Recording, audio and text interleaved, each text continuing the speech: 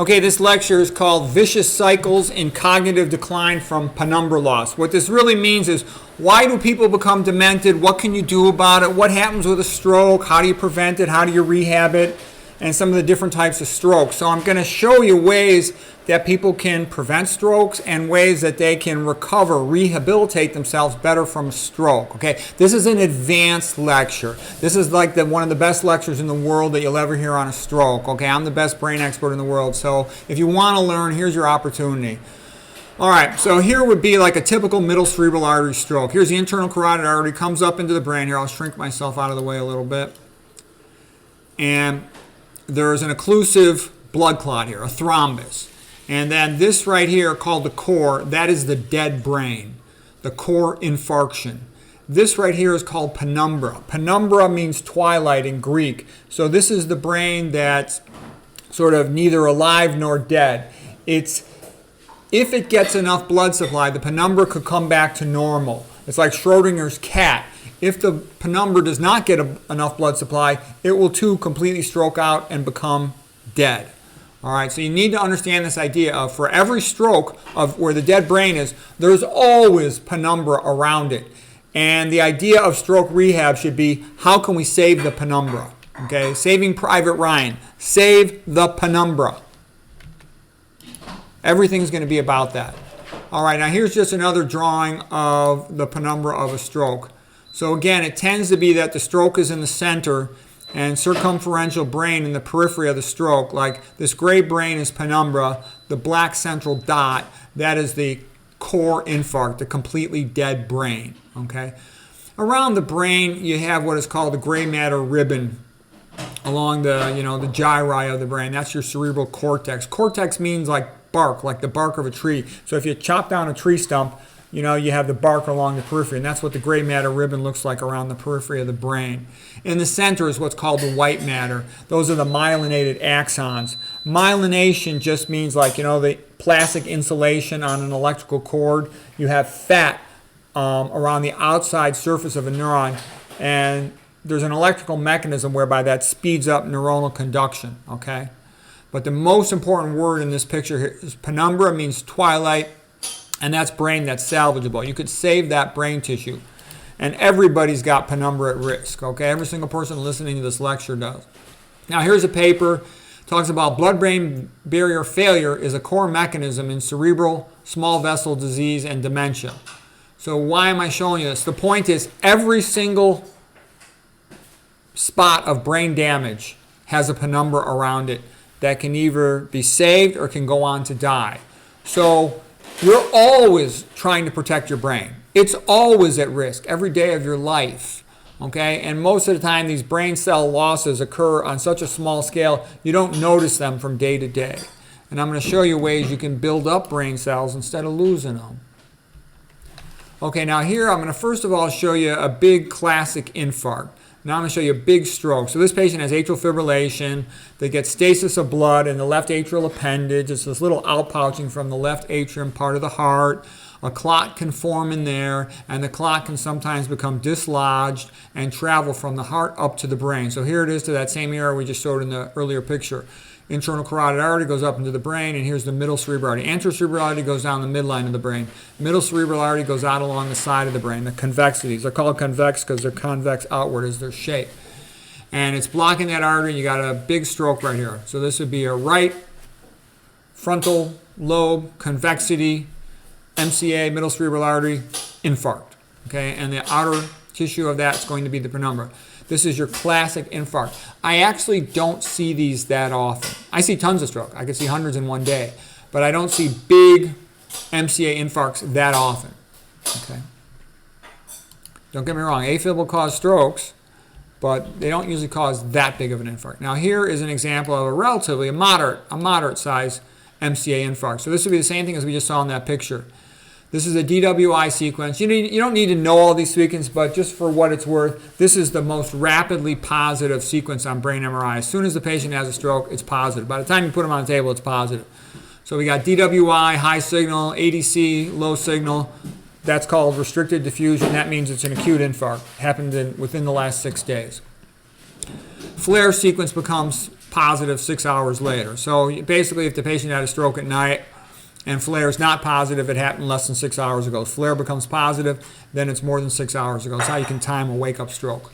All right, well, anyways, this is a big, moderate-sized convexity middle cerebral artery infarct. Okay, you need to just have an idea of the baseline of this, so now I'm going to show you some different types of stroke.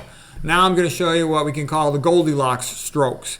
These are the much more common. These are 1,000 times more common than those big MCA strokes, okay? So the thing about Goldilocks, she wanted to get things just right. Not too much, not too little. And that's what your brain needs, the right amount of blood flow and the right amount of blood pressure. Not too much, not too little. Okay, here's what it translates to on an anatomical diagram of the brain. So we've got the internal carotid artery here shown on the other side of the brain. I didn't draw the ACA, anterior cerebral artery, here because it would be too crowded. So the middle cerebral artery extends outward along the convexity of the brain. And then these little red arteries that go into the brain tissue itself, the brain parenchyma, these are called the penetrating arteries of the brain. The ones that come right up here from the first segment of the middle cerebral artery, we call this the M1. So this would be the M1 MCA, okay? These are the lenticulostriate arteries to the basal ganglia. Basal ganglia is the level of the third ventricle. Corona radiata is the level of the lateral ventricles. Centrum semiovale is the level of the white matter above the lateral ventricles. Right here in the periventricular white matter, I see hundreds and hundreds of strokes there every day. It's the most common area for stroke, okay?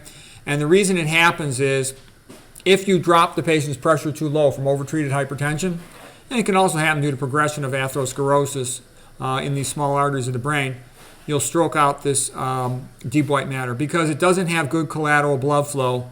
So when you knock off these penetrating arteries, it's screwed.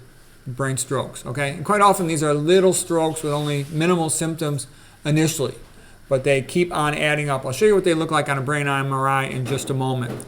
These lenticulostriate arteries are going into the basal ganglia. When the pressure is too high, you'll have a tendency to get hypertensive lacunar infarctions, hypertensive strokes here. They're often mildly hemorrhagic. Usually they're only minimally hemorrhagic. I see those every day, but I usually only see a couple of those every day. I see hundreds, thousands of these every day. Okay. All right, so here's a normal brain with small cerebral ventricles. That's where the CSF is, cerebral spinal fluid, like a water helmet. And there's also fluid around the outer surface of the brain. This is a normal-looking, young, healthy brain. It's up tight against the skull, small ventricles. Now here's an old brain. This would be like a typical brain in an 80-year-old. He's got moderate ventriculomegaly, moderate enlargement of the ventricles holding the cerebral spinal fluid, all the black stuff, low signal on FLAIR sequence. This is a FLAIR sequence. It's really like a T2 with CSF suppression, okay? But the cerebral spinal fluid is dark. You can see it's dark in the convexities in the cell side around the brain. You can see the brain parenchyma, the brain tissue is pulling away from the skull. That's due to atrophy, okay? So the brain is shrinking. And then all these white spots, it's also called signal hyperintensity, all these white spots are strokes. And you can see how this could have been like about 3 or 4 little strokes and they coalesce together to form a big stroke, a big puddle of dead brain tissue.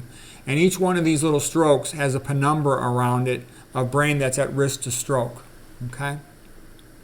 So again, look, there could be, how many are we going to count here? It depends how you want to count them. 1, 2, 3, 4, 5, 6, 7, 8, 9, 10, 11, 12, 13, 14, 15. And then I got on the other side, there's at least 30 on just this image. And so what I'm trying to say is, this is Uncle Joe's moving kind of slow at the junction, okay? Old people just getting slower, weaker, and stupider because they're having these types of strokes, okay?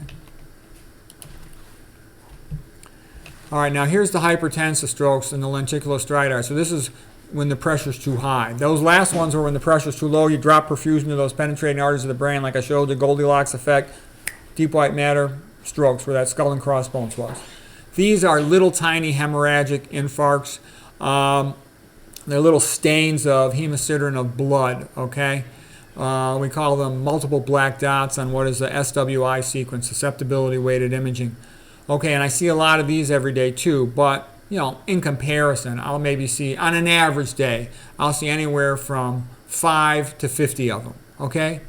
I'll see hundreds or thousands of those other types of strokes I just showed you. Now, here's a big hemorrhagic infarct. These are rare. I only see one of these once every 2 months, okay? I see these every day. I see the other ones all day long every day. This is a big IPH, intraparenchymal hematoma. The little white spots in the globus pallidi are just incidental calcifications. Okay, calcification of the pineal body as well from fluoride. But that is an intraparenchymal hemorrhage due to hypertension. Classic appearance right there in the basal ganglia, sort of centered on the lentiform nucleus. Okay? That is from blood pressure being too high. All right, now I'm going to show you some of the stuff that I wanted to get into, the idea of a vicious cycle. And I'm going to talk about how you reverse these vicious cycles so you don't end up fat, sick, and stupid like most people. All right, so this guy has had a stroke, and the stroke is in the basal ganglia region. So this is a large lacunar infarction. It's sort of in the posterior limb of the internal capsule next to the lenticular nucleus, lentiform nucleus. And it's extending a little bit back into the optic radiation. So that's a moderate size infarct. Okay, but the key point of this slide is this word right here, Wallerian degeneration. Wallerian degeneration. You want to get that word down. Wallerian degeneration. Because what happens is when you knock out these neurons, they combine with the neurons in the brainstem down here, and they have a trophic effect on them, meaning that they help to maintain them. They help them to stay normal and fully functional. When you have a stroke here in the basal ganglia, lots of neurons go back and forth between the left basal ganglia and the left midbrain. So you'll get a lesion and a loss of neurons in the midbrain, and this midbrain is going to shrink down. That's Wallerian degeneration, Wallerian atrophy. Okay, so I see this, a couple times a month, but this is happening on a smaller scale. I'll see midbrain atrophy due to Wallerian degeneration a couple times a month, but on a smaller scale, it's happening everywhere all day long. So you need to know that.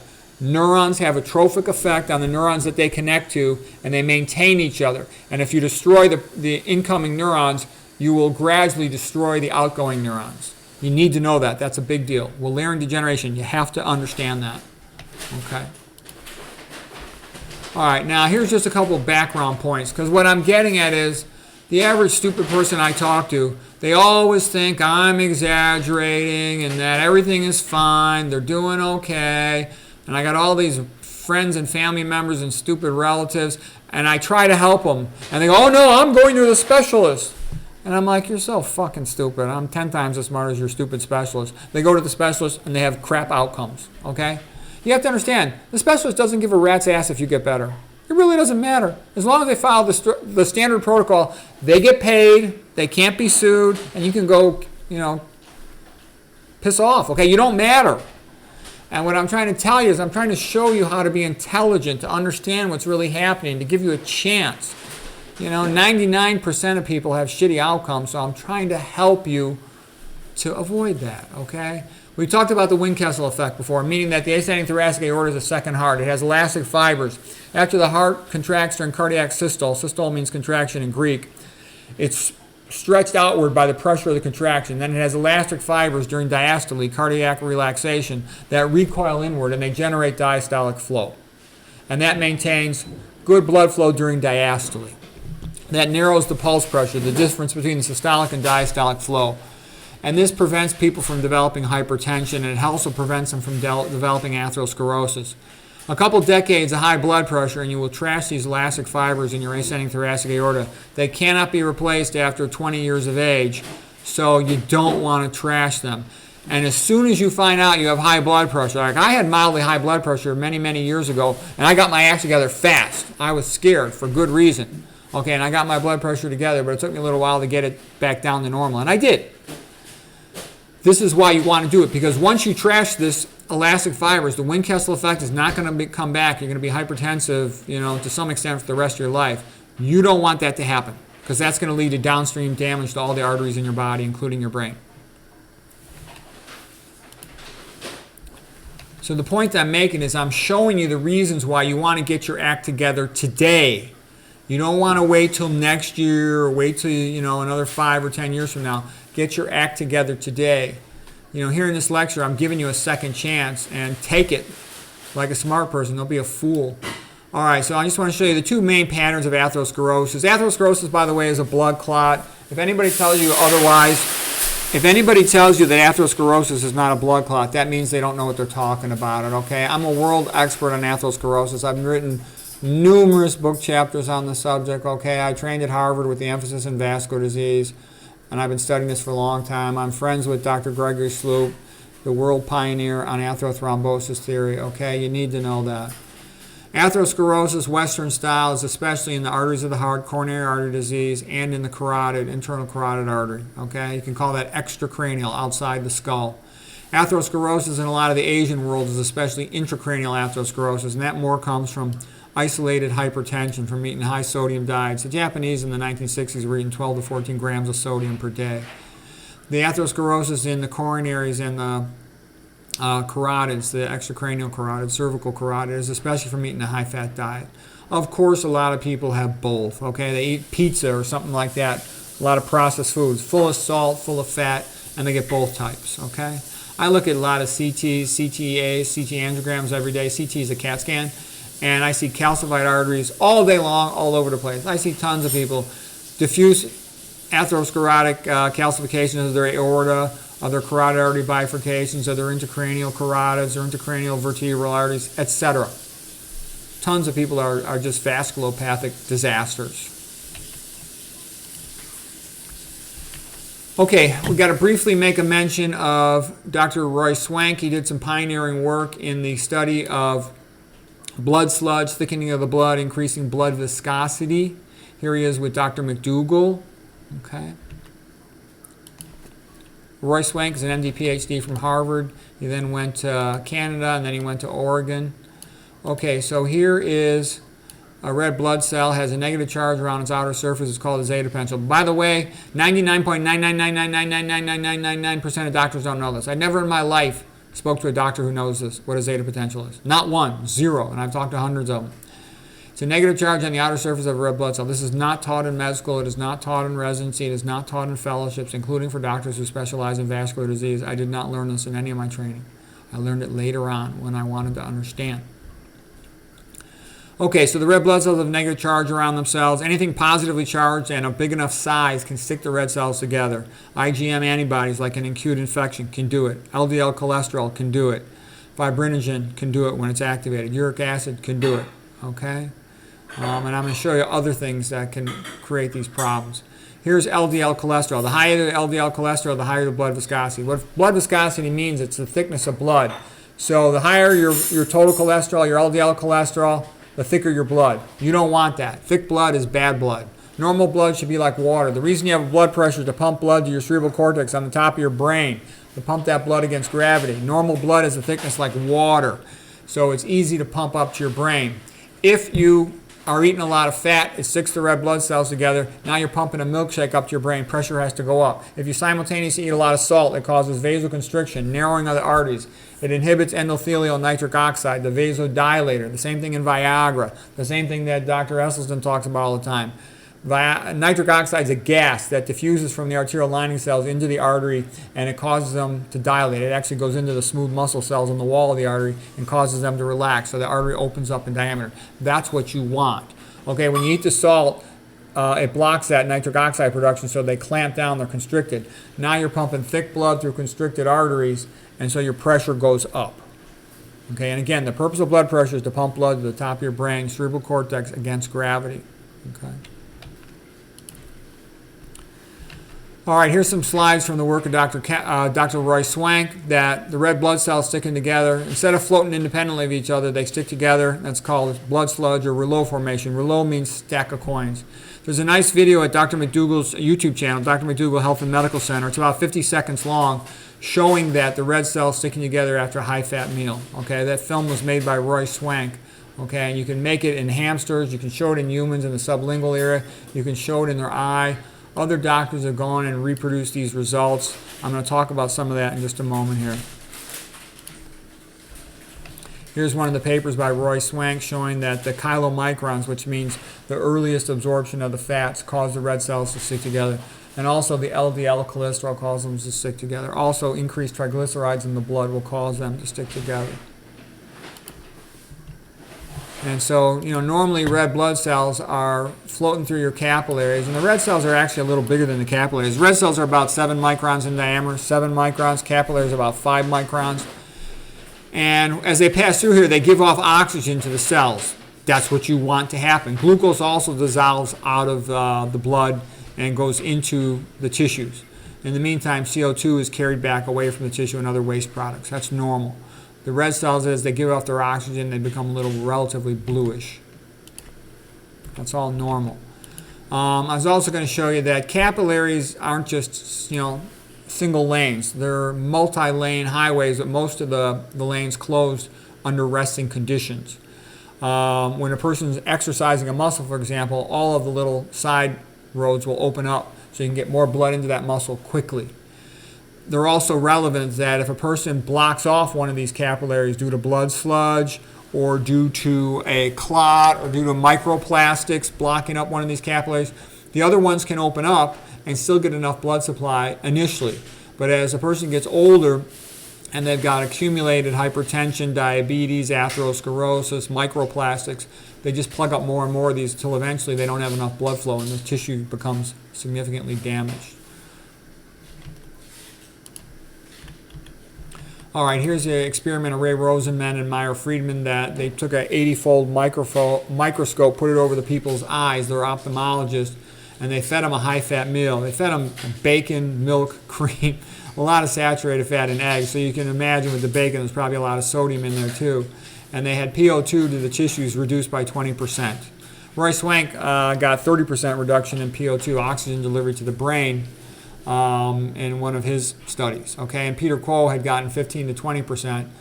So it's very easy to drop blood supply to the brain. Okay, and there's papers on caffeine from drinking coffee that'll drop blood flow to the brain by 25%.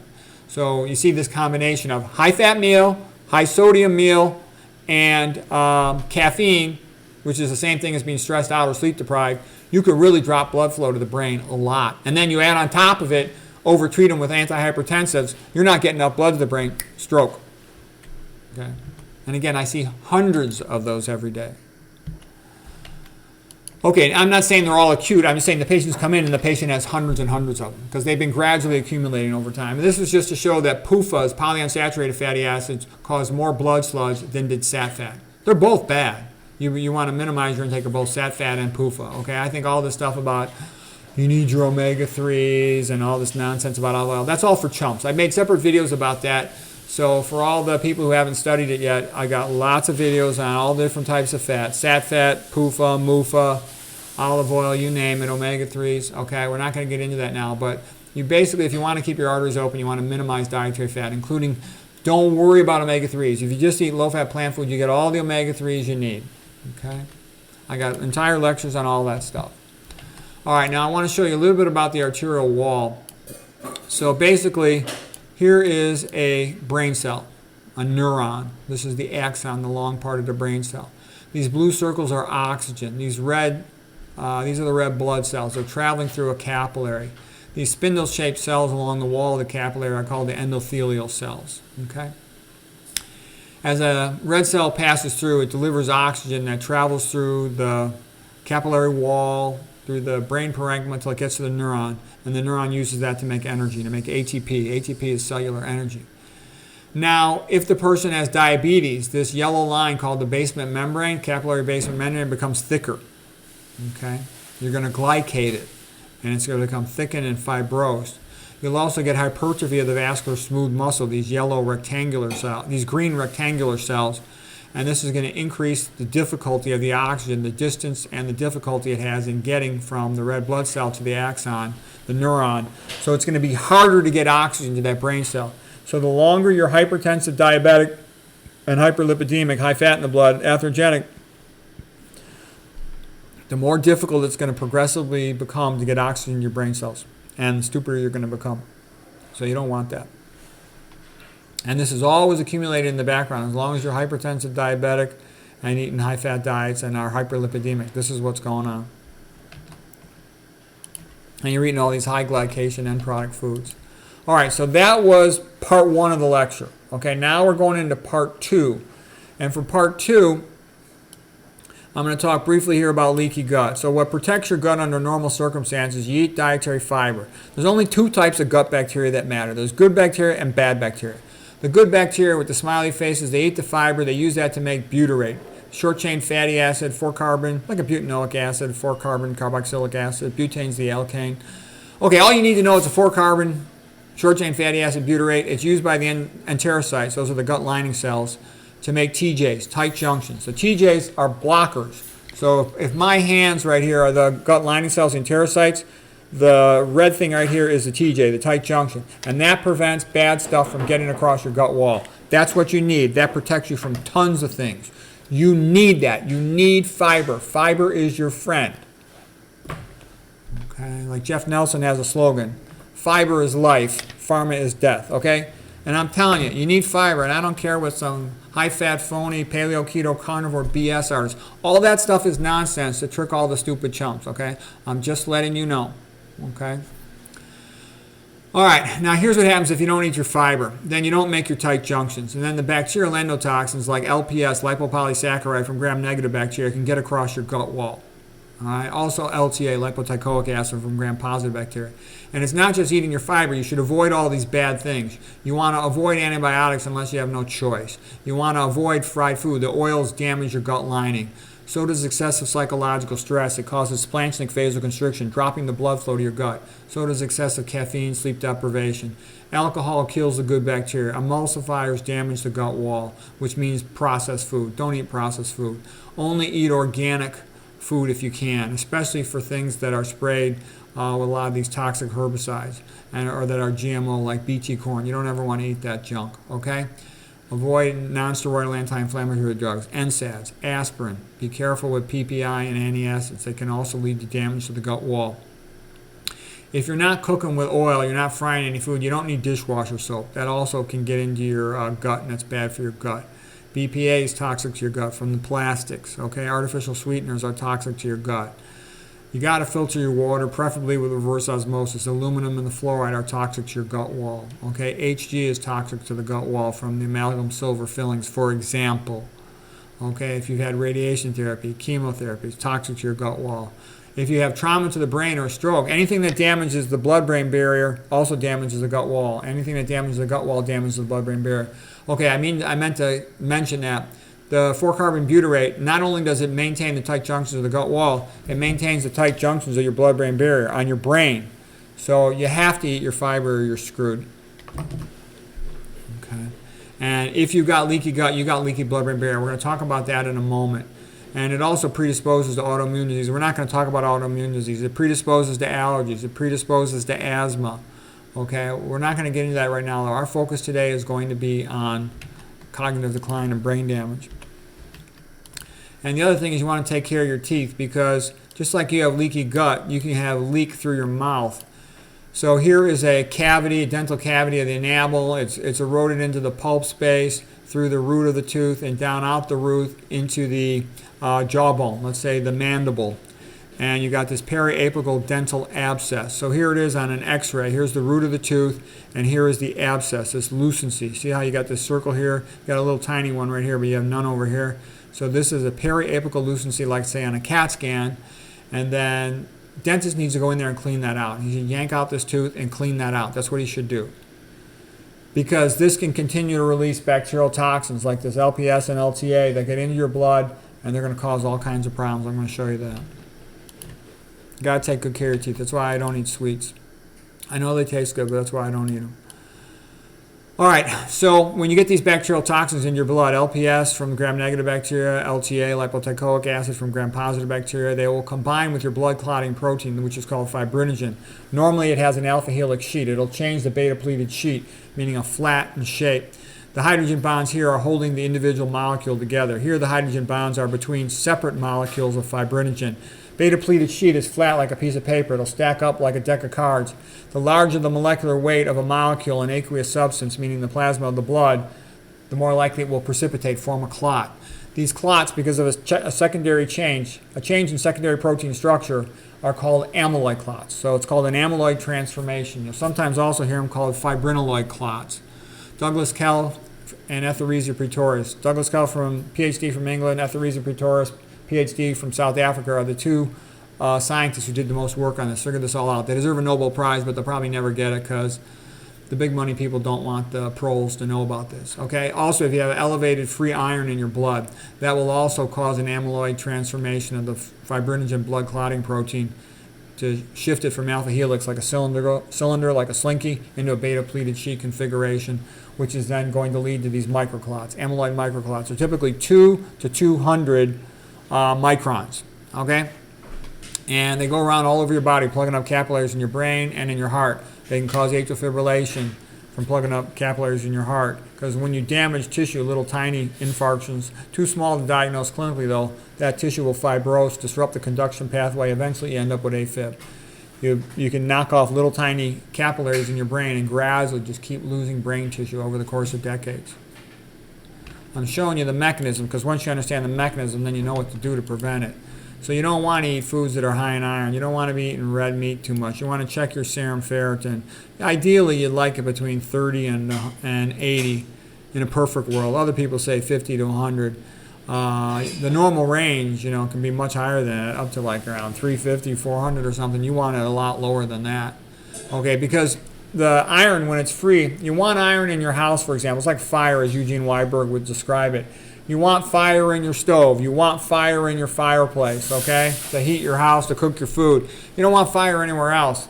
So same with iron. Once iron gets free, it's dangerous because it's a transitional metal, meaning it has a variable valence. It'll Ferrous redox cycle back and forth between Fe2 plus Fe3 plus Fe2 plus Fe3 plus Fe2 plus Fe3 plus. And in so doing, it's giving off electrons. These electrons will go and cause a Fenton reaction, and that will damage the fibrinogen and cause it to undergo an amyloid transformation. It can also damage other tissues in your body. So excess free iron can be very dangerous. It'll also damage brain cells. Now here's a diagram from a paper by Douglas Kell and Pretorius. There's her name, Pretorius, okay, about iron dysregulation in what they called Alzheimer's dementia. I don't even like that word Alzheimer's dementia, but it can come from problems with your mouth, poor dentition, and infections of your teeth, okay, and your jawbone, all right? It can come from what we just talked about, the clots getting in the blood, and I'll explain other mechanisms where it can come from, okay? High-fat diets also lead to increased beta amyloid in the brain. Sleep deprivation leads to increased beta amyloid accumulation in the brain. Now here's what I was talking about with regard to when you have leaky gut, you have leaky blood-brain barrier. The two go together. The relevance of this is when you have a patient with brain trauma or stroke rehab, you must feed them adequate fiber and a low-fat diet so that they don't get an excessive amount of leaky gut. Because when there's leaky gut, there's leaky blood-brain barrier, and these bacterial endotoxins that got through the leaky gut, they get access to the brain tissue, and then the brain has an immune system cell, a microglia, it's a macrophage, a powerful aggressive cell. It comes in and it has PRRs, pattern recognition receptors. They will bind to the LPS and the LTA. And as far as they're concerned, these are bacterial toxins. So their way of approaching this is incoming bacterial invasion, meningitis. We must destroy this now. Clear the area, aruga, respiratory burst, and they release a bunch of toxic chemicals to kill what they perceive as an incoming bacterial infection. And that will damage brain cells in that adjacent area, in that vicinity. So you're going to be constantly destroying some brain cells. You got 100 billion brain cells, so you can lose millions of them, but you keep on losing millions of them decade after decade, and pretty soon you got a shrunken brain and a stupid person. Okay, so I'm making that point is leaky gut's dangerous. It doesn't only make your blood prothrombotic, predisposing you to heart attacks, AFib, strokes. It also predisposes you to leaky blood-brain barrier with resultant endotoxemia, bacterial endotoxins contacting your brain surface, causing these localized inflammatory reactions and causing brain damage. Okay, and this is happening all day long. This is just some papers about microplastics. They've shown that the little nanoplastics, 1 micron or less in size, will get into the blood.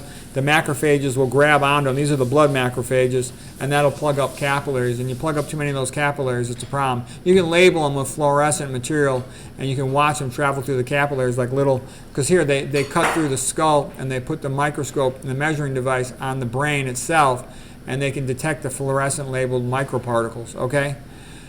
But they see them sometimes get stuck in the capillary. You don't want that. So you got to be real careful about plastic. I gave separate lectures on avoiding microplastics. This is just showing more of the same thing. Macrophage eats the plastic, these little tiny little aquamarine blue things there, and it can plug up these capillaries, and that can lead to brain damage. And they'll show when they increase the number of them, they will cause abnormal behavior in the mice. They'll rapidly cause brain damage in mice. Okay, we're working towards the end of this talk. I know it was a long talk, but this is big stuff, and I think it's important. Penumbra, Wallerian degeneration, understanding those things, leaky gut, amyloid clots. Now this lady right here is Jill Bolte Taylor. She became real famous. She was a neuroscientist, neuroanatomist at Harvard, and she herself had a stroke. She had an intracranial bleed from an AVM, arteriovenous malformation. She was hemiplegic and couldn't talk initially, okay? So hemiplegic and mute, and paralyzed on one side of the body is hemiplegic. She went and moved in with her mother over the course of about 8 or so years. She just tried to rehab herself a little bit every day. Remember that. She didn't rehab for 3 months like the average stroke patient. She rehabbed for 8 years. And because she had some insight about the brain, she kept pushing herself for all that time. She made an incredible recovery. She basically came back about to normal. She gives TED Talks. She gave a real popular TED Talk. She wrote a book called My Stroke of Insight, okay? About recovering. Here's another book by a guy named Norman Doidge. He's a psychiatrist, and he's talking about the brain that changes itself. And the idea of this is that you can grow new brain cells. It's a very slow process, but it does happen. So to grow new brain cells called a neuron, so it's called Neuro-Genesis, the growth of new brain cells, new neurons. And it's a good book. It was written a long time ago now. I don't remember how long ago. I guess 15, 20 years ago. But the important thing is to be aware that neurons can grow back. Because people used to think they can't. No, they can, but it's just a very slow process. And you have to help them. I'm going to show you a slide of helping them. So here's a slide of neurogenesis. All right. So here's the new neurons being formed, and it takes a while for them to form connections and for those connections to stabilize so they become permanent long term. It's well known to occur in the hippocampus, the memory center of the brain, also in some other areas like what's called the subventricular zone, but they're now finding it occurs in more and more areas. It also occurs in the substantia nigra in the midbrain where Parkinson's disease is. Okay, so you can really help a Parkinson's patient. It's a slow process, but it helps. It just takes time. All right, and then it occurs to a lesser extent, and we don't even know fully how much it occurs in the cerebral cortex and the hypothalamus, the amygdala, etc. All right, so how do you grow new neurons? Number one, by exercise, by adequate sleep, by lowering stress levels, by reading, by having intelligent conversations, by watching intelligent videos. Doing all these intellectual things and then avoiding the things that are bad for the brain. Avoid head trauma, avoid alcohol, avoid hypoxia. That means avoid high-fat diets, avoid cigarette smoking, avoid marijuana, avoid all brain toxins. I have other lectures on brain toxins, excitotoxins, mitochondria inhibitors, all that stuff. And you just got to try to exercise every day, do some academic reading, studying, thinking, intellectual conversations every day, get your sleep, manage your stress, be religious. Religious people are healthier and nicer and more creative. Okay, and then what I'm trying to say is you want to have intensity of purpose. So this is the famous Samson when he concentrated all his strength and he pulled down the pillars with the inspiration of God. Okay, but what I'm trying to tell you is I've seen this in my life. Jill Bolte Taylor, because she knew what she had to do, she made dramatic rehab and recovered from a stroke. Other people have done the same. The average stroke patient makes a half-ass effort and they only rehab for about 3 months and they don't improve much. But if you have this idea, and it's also partly because, if they have a right-sided stroke, they have a little bit of a c'est la vie, they're not that motivated. And if they have a left-sided stroke, a lot of times they don't understand what they need to do so well. But I'm just telling you, all these old people, most of them have some type of brain problem, and they all should be doing this. Having an intensity of purpose on a daily basis to optimize brain function. And there's a whole bunch of things. I've written like 200 things you can do to improve brain function. Okay, so... And I've seen this, for example, I've seen guys who didn't have much talent for wrestling, but they really wanted to be good wrestlers. They had this intensity of purpose, and they went to all the spring and summer competitions. They always stayed late after practice to learn technique. And I've seen some of these guys get good, go on to be state champions and be All-Americans in college. Intensity of purpose makes a big difference. So a stroke rehab patient should be like Jill Bolte Taylor. To the extent you can, simplify your life and just focus on rehab. And it's going to take years. But keep growing those neurons and you can make dramatic improvement. Most people don't. Most people have crappy results and don't really make much progress at all. Many patients lose their penumbra and a significant amount of penumbra and they get worse. Okay, but I'm giving you the mechanism to avoid that vicious cycle of Wallerian degeneration, loss of penumbra. I'm showing you how to save the penumbra, how to maintain the blood-brain barrier, how to get good blood flow to the brain. Low fat, low sodium, 100% vegan, organic only, no oil, not one drop, no artificial sweeteners, low sodium, organic only. All of those things improve blood flow and oxygenation in your brain. Avoid all the mitochondria inhibitors as best you can. So anyways, these are some things you can do to improve cognitive function. I hope you found it helpful.